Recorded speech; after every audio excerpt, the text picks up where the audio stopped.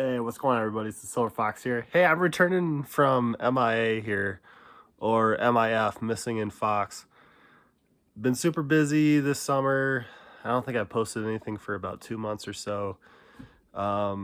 Just busy with work, family, garage sales, coins, that kind of thing. So without further ado, I'm going to tell you about a haul I got that has reached, well, one item has reached 4 figures with $20 invested, and I'll show you what that is. But in the meantime, we got 4 things going out. It's a Saturday night, so you're probably going to see this Sunday morning. So the first thing that's going out is this McManus Treasury. It's like a book set. So if you guys ever see a book set that's got multiple books in it and it comes in a bookcase, you probably want to see if it's worth anything. For some reason, that's where most of the money is in these book sets. And there's a barcode there, so that's how I figured out how much it was worth. Apparently it's supposed to be like comedy for outdoors, so I think I might read it tonight before I send it out real quick, or try to find something funny. Let's see here. Never Sniff a Giant Fish is the book, one of these books. Fenton Quagmire has this irritating habit. He notices things. Even when we were kids, Fenton knows things. Our 4th grade teacher, Miss Terwilliger, was keen on noticing things herself. All right, class, she'd say. Who noticed anything different about our class today, Pat? There's a picture of George Washington on the wall. I'd try hopefully. That picture has been there ever since they built the new school. Now, Eugene, do you notice anything different about the room? Nope. Lester? Nah. One by one, Miss Terwilliger would call out the names of the boys in the class and ask if they noticed anything different about the room. So, I don't know. Is it related to fishing? Doesn't sound like it, but I think I picked it up for a couple of dollars. Sold for a little bit under $100, so that's a good profit right there. That's like a, I don't know, what do you want to call it? Well, 1,000% would be $10 into 100, right? So good profit, can't complain. Something I didn't think I would sell, I got these Mountain Dew swimming shorts. They're kind of cool if you were in like middle school, high school, maybe college. I guess you'd wear these. Sold for $10, paid $1, so making a few dollars. Nothing really special on that. And then something else interesting. Under Armour backpack. I've been buying a lot of backpacks lately, just for like the school season, and if somebody has like a backpack and it's like falling apart, they're probably going to buy a new one right at the beginning of the school year. So Under Armour, it's a cool looking backpack. And I had probably about like 3 or 4 watchers on this. Paid a couple bucks, tried to sell it for $25. And guess where this thing went? On best offer. I sent it for like $22.99 or something. It's going to China. So this thing's not even going to the country, it's going to China. So I think that's kind of interesting. I think in China it's considered a luxury brand or a USA brand, you know. So people pay up for it and they're seen as wealthy or whatever. So I found that kind of interesting. I'm honestly surprised somebody's paying that, because you got to think, if they're paying almost $25, they're probably paying, along with the shipping and the import costs, I don't know, 40, 50 bucks. So that's kind of interesting. Didn't think it'd go to China, but it is. And drum roll, if you would please, on the 4-figure sale.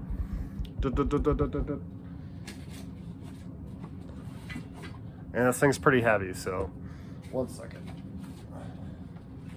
Oh my gosh. All right, guys. What do you think this is? I didn't know either. And I'll unscrew the cap just to like give you a better idea.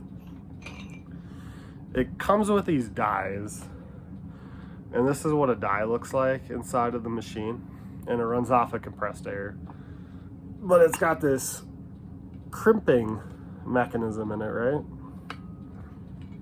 And that's the port for the pneumatic portion of it.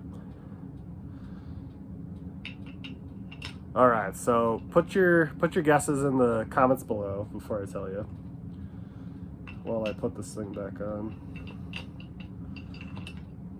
So from my research and from trying to figure this out, the story basically goes is I went to a garage sale and there was a guy selling this in a box, and it had the name of what it was on the back of it, but you couldn't see it because of the way the box was.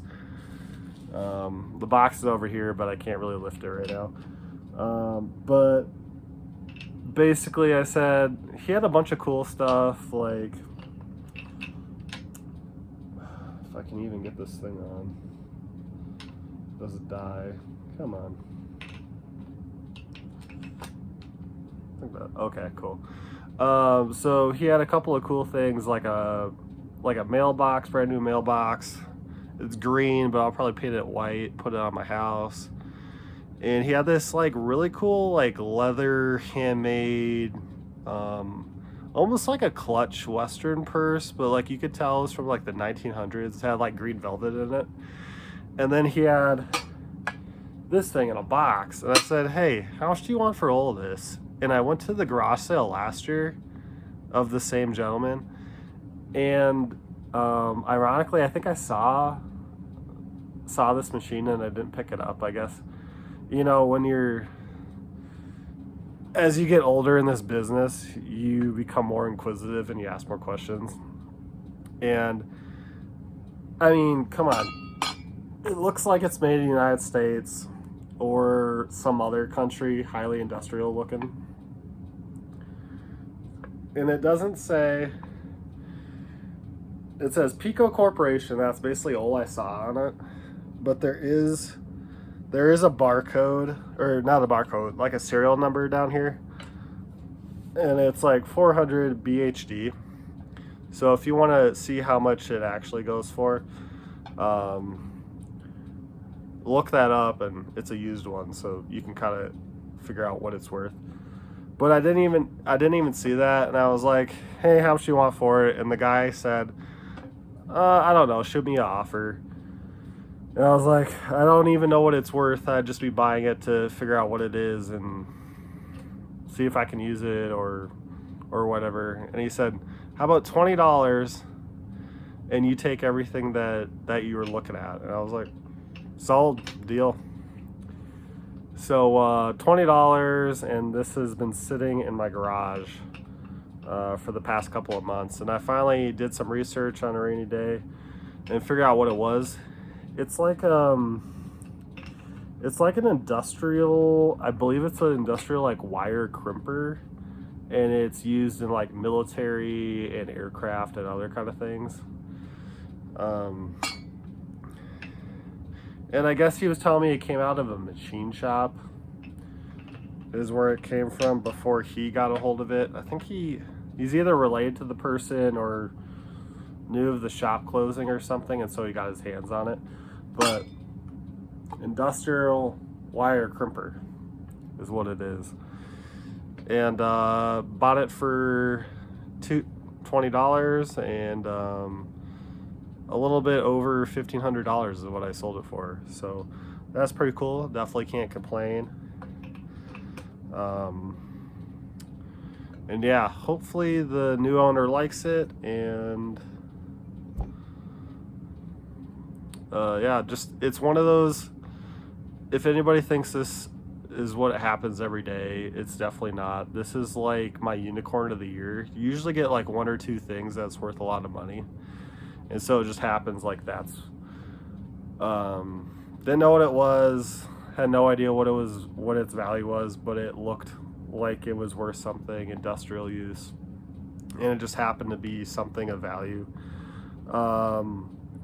take for instance like last year, I wouldn't really say I had a lot of great pickups last year, but like I picked up this Sony camcorder that had like auto stability to it, and I guess the owner thought it was like out of date because it was from like 2015, but it was like top of the line camcorder with like auto stability into it. And I forget how much I sold that for. I sold it around Christmas last year, somewhere around $1,000. But like that's like the only sale of the year that I even sold it for $1,000. Sold anything for $1,000. So once in a blue moon you find something, but like this isn't usual. Like this is more usual, turning a buck into $10, and then you got to pay the eBay fees and the shipping. So don't think like this is a everyday kind of thing. This is just stumbled upon it and it looked interesting. So that's that. It has a whole bunch of other dies to it, and so I guess this has different circumferences, I think, as far as like diameter goes. Like this is a 270 and other diameters, and so I guess that's what the wire, you'd put certain diameter wire through it. But yeah, I'm really excited for the sale. I'm glad for the sale because I could use the money for student loans. So definitely helping me out.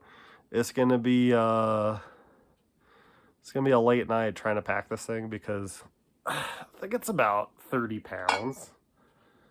And then there's more dies and other sort of things. And then I'm gonna put it in a box and bubble wrap it. And then I'm gonna put it into another box and then put bubble wrap around the box because it's so heavy. I don't want it to like shift in transport and then it blows the box and comes out because of how expensive it is. So it's gonna take me a little bit, but just wanted to share with you guys. You know, once in a blue moon you can really find a really good gem. And like I was telling you, other times you just come away with, I don't know, what am I making on those board shorts, like $5. So it's not all rainbows and pixies and everything, but you can definitely do a lot of crazy stuff doing this for a part-time job. So happy hunting out there. I know it's getting close to October, so we're about winding down here. Definitely want to make yourself a death pile, or what did somebody call it recently? Like a stash pile, or your winter pile, whatever you want to call it, and get you through the winter until next spring when the state sales or the garage sales keep going. So all right guys, hope you have a good weekend. It's good to be back on here. Missed everybody, missed your comments, and we'll catch you on the next one. I'm gonna do a couple of coin videos because we just had a coin show this Friday, so I'll probably do that and then maybe shift back to garage sales and then some finance stuff. So we'll see. All right guys, good to be on here. We'll see ya. Take care. See ya.